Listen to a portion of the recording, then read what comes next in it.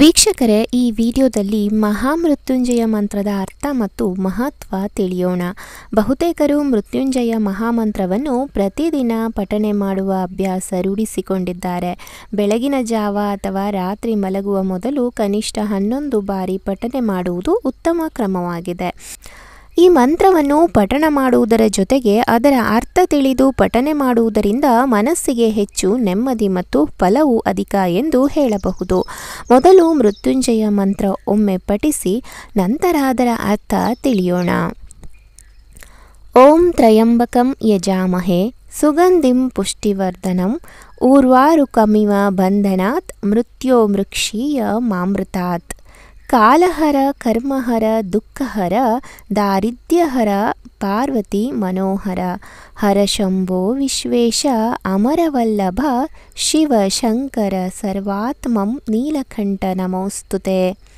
ವಿಶೇಷವಾಗಿ ಮೃತ್ಯುಂಜಯ ಮಂತ್ರದಲ್ಲಿ ಬರುವ ಊರ್ವಾರು ಅಂದರೆ ಸೌತೆಕಾಯಿ, ಇದನ್ನು ಯಾಕೆ ಇಲ್ಲಿ ಹೇಳಿದ್ದಾರೆ ಎಂಬುದನ್ನು ತಿಳಿಯೋಣ. ಮೊದಲನೇದಾಗಿ ಓಂ ಎನ್ನುವುದರ ಅರ್ಥ ಪ್ರಣವ. ತ್ರಯಂಬಕಂ ಅಂದರೆ 3 ಕಣ್ಣಿನ ಪರಮೇಶ್ವರನೇ. ಯಜಾಮಹೆ ಅಂದರೆ ಪೂಜನೀಯನೇ. ಸುಗಂಧಿಂ ಅಂದರೆ ಸುಗಂಧದಿಂದ ಕೂಡಿದ ಎಂದರ್ಥ.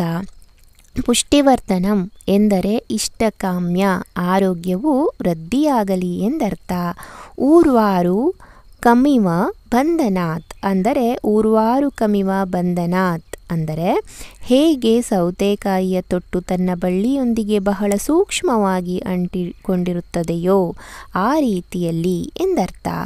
ಮೃತ್ಯೋರ್ಮುಕ್ಷಿ ಅಂದರೆ ಅಂತಹ ಮೃತ್ಯುವಿನಿಂದ ಮುಕ್ತಿ ದೊರೆಯಲಿ ಎಂದರ್ಥ. ಮಾಮೃತಾತ್ ಅಂದರೆ ಅಮರತ್ವ ಅಂದರೆ ಅಮೃತತ್ವವನ್ನು ಪಡೆಯುವಂತಾಗಲಿ ಎಂದು ಅರ್ಥ.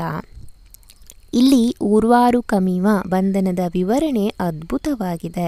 ಇದರ ಬಗ್ಗೆ ಸ್ವಲ್ಪ ಹೆಚ್ಚಿನ ವಿವರಣೆಯನ್ನು ನೋಡೋಣ. ಪರಶಿವನೇ, ಈ ಜಗತ್ತಿನೊಂದಿಗೆ ನಮ್ಮ ಬಂಧನವು ಹೇಗಿರಬೇಕು ಎಂದರೆ ಸೌತೆಕಾಯಿಯು ತನ್ನ ಬಳ್ಳಿಯೊಂದಿಗೆ ಎಷ್ಟು ಸೂಕ್ಷ್ಮವಾಗಿ ಅಂಟಿಕೊಂಡಿರುತ್ತದೆಯೋ ಅದೇ ರೀತಿಯಲ್ಲಿ ಈ ಲೌಕಿಕ ಜಗತ್ತಿನೊಂದಿಗಿನ ನಮ್ಮ ಬಂಧನವು ಸಾಕು ಎಂಬ ಅರ್ಥ ತುಂಬ ಅದ್ಭುತವಾಗಿದೆ. ಅದು ಹೇಗೆಂಬುದನ್ನು ನೋಡೋಣ. ನಾವು ಇಲ್ಲಿ ಗಮನಿಸಬೇಕಾದದ್ದು ಗಿಡದ ಬಳ್ಳಿಯಿಂದ ಬೆಳೆಯುವ ಕುಂಬಳಕಾಯಿ, ಸೋರೆಕಾಯಿ, ಹೀರೆಕಾಯಿ ಮುಂತಾದವುಗಳಿಗೂ ಮತ್ತು ಅದೇ ರೀತಿ ಬಳ್ಳಿಯಿಂದ ಬೆಳೆಯುವ ಸೌತೆಕಾಯಿಗೂ ಕಾಣುವ ವ್ಯತ್ಯಾಸದ ಬಗ್ಗೆ ಸೂಕ್ಷ್ಮವಾಗಿ ಗಮನಿಸಿದಾಗ, ಒಂದನೆಯದಾಗಿ ಸೌತೆಕಾಯಿಯನ್ನು ಗಿಡದ ಬಳ್ಳಿಯಿಂದ ಬೇರ್ಪಡಿಸುವಾಗ ಕಾಯಿಯ ಜೊತೆ ಬಳ್ಳಿಯ ತೊಟ್ಟು ಅಂಟಿಕೊಂಡು ಬರುವುದಿಲ್ಲ. ಅದು ಗಿಡದ ಬಳ್ಳಿಯೊಂದಿಗೆ ಗಿಡದಲ್ಲೇ ಉಳಿಯುತ್ತದೆ. ಎರಡನೆಯದಾಗಿ ಬಳ್ಳಿಯಿಂದ ಬೆಳೆಯುವ ಕುಂಬಳಕಾಯಿ, ಸೋರೆಕಾಯಿ, ಹೀರೆಕಾಯಿ ಮುಂತಾದವುಗಳು ಬಳ್ಳಿಯ ತೊಟ್ಟು ಕಾಯಿಯೊಂದಿಗೆ ಗಟ್ಟಿಯಾಗಿ ಅಂಟಿಕೊಂಡಿರುವುದನ್ನು ನಾವು ಗಮನಿಸಿದ್ದೇವೆ. ಮೂರನೆಯದಾಗಿ ಗಿಡದ ಬಳ್ಳಿಯಿಂದ ಉತ್ಪತ್ತಿಯಾದ ತರಕಾರಿಗಳನ್ನು ಮಾರುಕಟ್ಟೆಯಿಂದ ತರುವಾಗ ಕುಂಬಳಕಾಯಿ, ಹೀರೆಕಾಯಿ, ಸೋರೆಕಾಯಿ ಮುಂತಾದವುಗಳು ತೊಟ್ಟಿನ ಸಮೇತ ಕೊಳ್ಳುತ್ತೇವೆ. ಆದರೆ ತೊಟ್ಟಿನೊಂದಿಗೆ ಇರುವ ಸೌತೆಕಾಯಿ ಮಾರುಕಟ್ಟೆಯಲ್ಲಿ ದೊರೆಯುವುದು ಅತಿ ವಿರಳ. ಕಾರಣ ಸೌತೆಕಾಯಿ ಮತ್ತು ಅದರ ಗಿಡದ ಬಳ್ಳಿಯ ಸಂಬಂಧ ಬಹಳ ಸೂಕ್ಷ್ಮ. ಸೌತೆಕಾಯಿಯನ್ನು ಗಿಡದ ಬಳ್ಳಿಯಿಂದ ಬೇರ್ಪಡಿಸುವ ಸಮಯದಲ್ಲಿ ಕಾಯಿಯೊಂದಿಗೆ ಅಂಟಿಕೊಂಡಿದ್ದ ಅದರ ತೊಟ್ಟು ಬಳ್ಳಿಯಲ್ಲೇ ಉಳಿಯುತ್ತದೆ ಎನ್ನುವ ಅದ್ಭುತವಾದ ವಿವರಣೆ. ಅದೇ ರೀತಿಯಲ್ಲಿ ಲೌಕಿಕ ಜಗತ್ತಿನ ನಮ್ಮ ಬಂಧನಗಳು ಇರಬೇಕು ಎಂಬ ಸಂದೇಶ ಇದಾಗಿದೆ. ಮೃತ್ಯುಂಜಯ ಮಂತ್ರವನ್ನು ಪ್ರತಿದಿನವೂ ಹೇಳುವುದು ಮೃತ್ಯುವನ್ನು ಜಯಿಸುವ ಕಾರಣಕ್ಕಾಗಿ ಅಲ್ಲ, ಮೃತ್ಯುವು ಸುಲಭವಾಗಿ ರೋಗ ರುಜಿನಗಳಿಲ್ಲದೆ ಅನಾಯಾಸವಾಗಿ ಬರಲಿ ಎಂಬ ಅರ್ಥ.